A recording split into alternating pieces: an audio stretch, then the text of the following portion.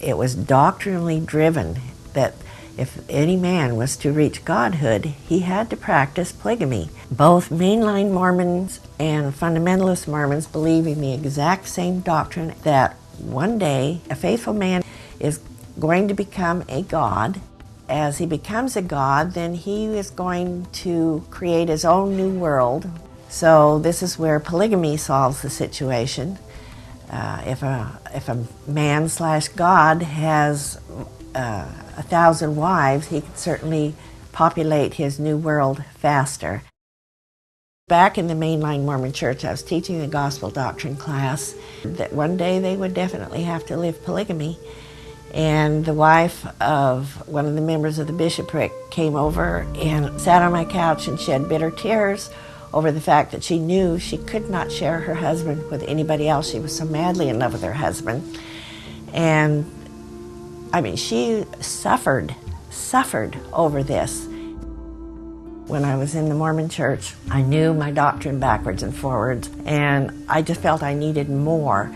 And my driving urge was that I wanted to become closer to God. I ended up deciding to join this small fundamentalist group in Montana pretty soon. I mean, I was miserable. But there was no way I was going to leave because I felt like I had covenanted with God to go into this group. And I asked if I could drive in my car up to Flathead Lake, and they thought I wanted to go and pray and thank the Lord, for the wonderful opportunity I've had of joining this group. And I just needed to get away. Way out in the middle of nowhere was this little Christian church. So I slipped inside that only because I was bored and didn't have anything else to do that Sunday.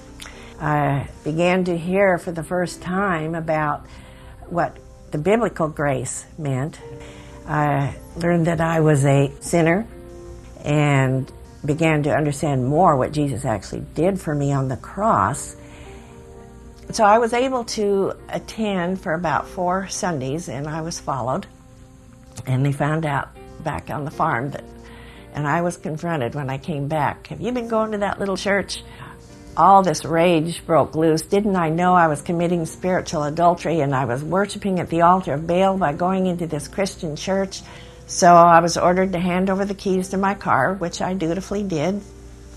On the back of the property was a large building that was finished on the outside but unfinished on the inside, except for one small 8x10 room. And that's where I was put until I could repent of my sin. They wanted me to come into the meeting and tell this horrible sin I did by going to the Christian church and to denounce the Christian Jesus. And I wouldn't do that. I was locked in a small 8x10 room. I was in that room for about 9 months. My health deteriorated terribly. When I was in that room, every day I prayed, and I never prayed for the Lord to get me out of there because I don't want to be looked upon by God as a covenant breaker. So come what may, I would not try to escape. And one day I was praying, I was kneeling by the bed, and I usually said my prayers aloud.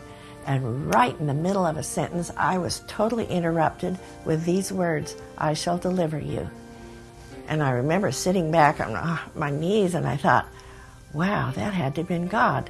And then the light dawned, if he's going to deliver me, that must mean he approves of my leaving. And fortunately, the front door was unlocked, and I knew where they kept the keys to my car on a nail in the back porch of the main farmhouse. So I got in my car, and out of the side view mirror, I saw the leader start to walk for the car. And oh boy, I just rammed that accelerator, slid the car around, rammed the passenger side of the car into a big pile of redwood ties that were piled there. But I took off down that driveway, and I was out of there. I could rest in what Jesus did for me, because how on earth could I earn my salvation since I finally understood the sin nature. In regards to saying that he would deliver you, was Was he faithful to that promise? Oh my goodness, yes. My goodness, yes. If God says he's going to deliver you, he'll deliver you from everything. He's done a pretty good job, I'd say.